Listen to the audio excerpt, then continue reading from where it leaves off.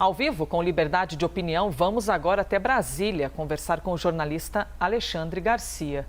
Alexandre, boa segunda-feira para todos nós, bom dia. Bom dia, Elisa. Vamos às conversas de hoje, que são muitas, né? Muitas, e a gente tem de trazer a primeira notícia internacional, não é? Depois de um fim de semana tão delicado fora do mundo, no Afeganistão, integrantes do Talibã tomaram o Palácio Presidencial em Cabul, a capital do Afeganistão. Essa imagem que você está vendo, está acompanhando, ocorreu ontem, domingo. O prédio foi desocupado por funcionários do governo, incluindo o ex-presidente que fugiu do país. De acordo com a rede Al Jazeera, um oficial de segurança do Talibã disse que nenhum sangue foi derramado na transferência de controle do palácio. Ele também disse que há uma transferência pacífica de instalações governamentais em andamento em todo o país. Palavras do integrante do grupo garantindo que não haveria violência ou derramamento de sangue. O Conselho de Segurança da ONU vai se reunir hoje, justamente para discutir a situação política do Afeganistão.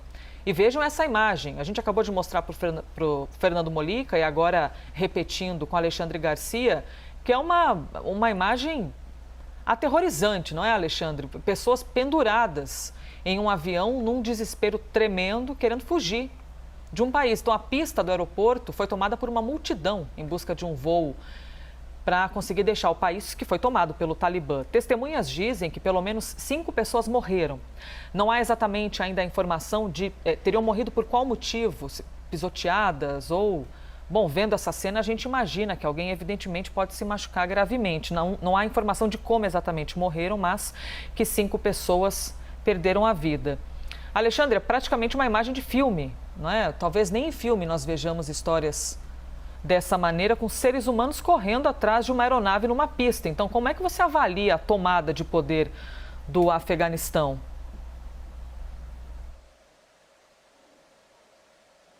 Essa imagem aí... Cabul é Saigon, 46 anos atrás. Nós jornalistas temos a história como ciência básica, né? E eu digo que aquele que não aprende as lições da história repete os erros. Estados Unidos são isso, né? O Afeganistão é um estado tampão. É um estado estrategicamente muito importante, porque é bem no centro da Ásia. Imagina que as fronteiras do Afeganistão são China, são Paquistão, são China, Irã, né? Aquelas antigas repúblicas soviéticas. E desde o meu xará, 330 anos antes de Cristo, meu xará andou por lá, o da Macedônia. Sabia da importância estratégica. O Afeganistão foi estado tampão entre o grande Império Russo e o grande Império Britânico durante muitos anos, praticamente todo o século XIX. Os britânicos entraram lá via Índia, 1818, 3 guerras contra os afegãos e não tiveram êxito, né? Se retiraram no fim, só em 1919 assinaram um armistício reconhecendo o governo do Afeganistão. Eles são duros, né? Os soviéticos andaram por lá. 1979 até 1989. Também levaram surras dos mujahidin, né? E foram embora, acabaram indo embora. Depois vieram os americanos, né? Os americanos vieram em 2001. Sem terem aprendido as lições do Vietnã, que deveriam ter aprendido dos franceses, que levaram uma surra do Viet Minh em Dien Bien Phu, né? E tiveram que sair de lá em 1954, da chamada Indochina francesa, que era o Vietnã do Norte, né? E depois os americanos começaram a chegar nos anos 60, os Boina Verdes primeiro foram chegando. Veio a Guerra do Vietnã, levou 57 mil vidas americanas e tivemos o episódio lá em Saigon, 1975. Né? O pessoal fugindo lá da embaixada, entrando em helicóptero lá em cima da caixa d'água da embaixada. Então, os talibãs de hoje são os Vietcongues de ontem, Cabul de hoje é Saigon de ontem. Os americanos não aprenderam a lição e a principal derrota é no fronte interno, é dentro dos Estados Unidos. como Biden agora vai explicar o desenlace dessa política em relação ao Afeganistão, onde os nacionalistas têm vencido defendendo o seu país, né, de potências estrangeiras que se metem lá dentro. A lamentar esse terror aí, as pessoas querendo fugir, porque Talibã é fundamentalista, né? Vai agora ser a sede do fundamentalismo do mundo. Quem quiser abrigo vai para lá. Né? Mulheres vão voltar a usar a burca, as meninas não vão poder mais ir à escola, vai haver sentença de apedrejamento, né? É o que se supõe, né, desse fundamentalismo.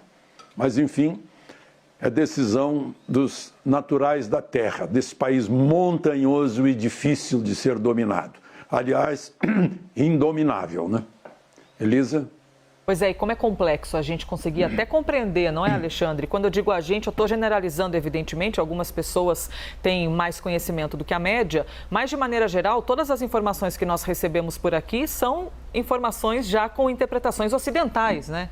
E não com interpretações nativas, e muitas vezes não com o reconhecimento da cultura, o reconhecimento da religião. A nossa interpretação é basicamente do que chega dos olhares ocidentais e muito daquilo que também é divulgado pelos Estados Unidos, de acordo com o posicionamento norte-americano em relação ao Afeganistão. Então a gente fica até um pouco vendido, é delicado fazer essas interpretações. E tem as questões políticas, não é, Alexandre? Porque os norte-americanos investiram um dinheiro danado. E agora... Até o material bélico, né? Tá nas mãos do Talibã agora. Deixaram, não houve tempo. Foi uma retirada, assim, em progressão geométrica. Não foi uma retirada controlada. Não foi sequer uma retirada dominada pelos retirantes. Foram espantados de lá. Né? E é essa visão. O nosso modelo de democracia, digamos, greco-romana, e religião greco-romana também, é diferente do modelo oriental. A cabeça pensa diferente, os valores são diferentes. Então, e a nossa cobertura, sei lá, de um modo geral, as informações que a gente recebe de lá são de repórteres ocidentais, provavelmente, né? Deve ter muito jornalista de lá que venha a nos ajudar a interpretar o que acontece. Né? A gente não tem tempo para isso, mas detalhes de batalhas deles contra os britânicos lá no século XIX, em que a grande força britânica leva uma surra, assim como os mujahidin fizeram com os soviéticos, que estavam no auge de poder. Né? É o que está acontecendo com os americanos agora, o que aconteceu com os americanos lá no Vietnã, né? Lutando contra Vietcong magrinho, com um saquinho de arroz no bolso e tendo um túnel pela frente para se esconder. Né? É a ciência bélica versus a natureza do dono da terra, que não quer saber de invasor, no caso da península do Vietnã, não quer saber de invasor nem chinês, nem americano. E agora está lá, aberto ao mundo, um belo país. Elisa? Vamos aqui para o próximo assunto, que ainda continua sendo complexo, mas ainda é um assunto pelo menos local, nacional. O presidente Jair Bolsonaro usou as redes sociais no fim de semana, foi sábado de manhã, amanhecemos no sábado e o Bom Dia já foi com praticamente uma postagem do presidente da República, que não foi qualquer postagem. Por quê? Jair Bolsonaro afirmou que vai pedir ao Senado a abertura de um processo contra os ministros do Supremo Tribunal Federal, Luiz Roberto Barroso e Alexandre de Moraes. De acordo com Bolsonaro, o pedido vai ser oficializado ao presidente do Congresso, Rodrigo Pacheco, ainda nesta semana. O presidente disse que a instauração do processo sobre ambos estaria fundamentada no artigo 52 da Constituição, que estabelece como competência privativa do Senado Federal processar e julgar os ministros do STF por crimes de responsabilidade. Alexandre, como você avalia, então, esse pedido do presidente da República em relação aos impeachments aos ministros do STF? Estaria o presidente jogando dentro das quatro linhas? Tá, isso tá, né? Tá jogando dentro das quatro linhas para evitar saídas das quatro linhas que aconteceram. Né? Agora, se o presidente fosse Itamar Franco, mineiro, Ele mandaria o chefe do gabinete civil, o Henrique Argrives, que conhece o Congresso como ninguém, vai lá dar uma assuntada no Senado para ver se passa. Porque se passar, eu mando. Se você me disser que não tem voto para passar, eu não mando. Porque eu não vou me submeter a essa derrota. Seria assim, presidente Mineiro. Então, o presidente Bolsonaro está correndo esse risco de mandar e de não ser aceito. E é uma derrota política dentro do Senado. Não que não haja motivos, principalmente Alexandre de Moraes. Eu estou vendo aqui, tudo começou, eu anotei aqui, no dia 18 de junho de 2020, o Supremo todo, menos um, Marco Aurélio não leva essa pecha para sua biografia, menos um, aceitou o tal inquérito que Marco Aurélio, ao votar contra, disse que é o inquérito do fim do mundo, sem limites. Em que há uma coisa que deixa boquiaberto um estudante de primeiro ano de direito, ou um juiz de primeira instância, como o juiz que ontem me abordou dizendo isso, em que o que se sente ofendido é que abre o inquérito, é que investiga, é que julga, é o que prende. Isso não existe no Estado de Direito, no devido processo legal, é uma aberração totalitária. Então existe isso.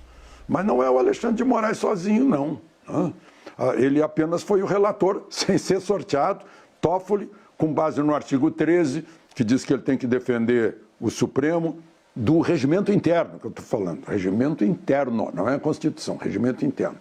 Artigo 46 do regimento interno diz que se houver desacato contra ministros do Supremo, vai para o Ministério Público. Óbvio que vai, porque o artigo 127 da Constituição diz que é essencial o Ministério Público.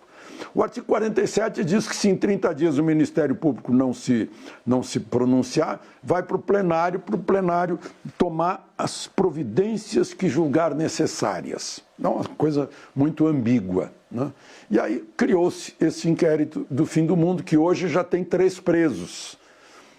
Presos políticos contrariando a Constituição. 220, liberdade de expressão, não haverá censura. Os 53 são invioláveis os deputados por suas palavras, e artigos de liberdade de opinião, etc. E há linhas de liberdade de opinião lá no artigo 5º da Constituição, que é a cláusula pétrea. Então está muito, muito claro que passou por cima da Constituição, saiu das 4 linhas. Agora, politicamente, a Câmara e o Senado estão silentes, era de se esperar alguma manifestação. O Senado, que é digamos, o julgador do Supremo, tem um certo dever moral de ser o fiscalizador também, mas está todo mundo silencioso. E o presidente Bolsonaro pode correr esse risco de enviar para o Senado e não andar, ou andar e não ter votos suficientes para obter o que ele está propondo ao Senado.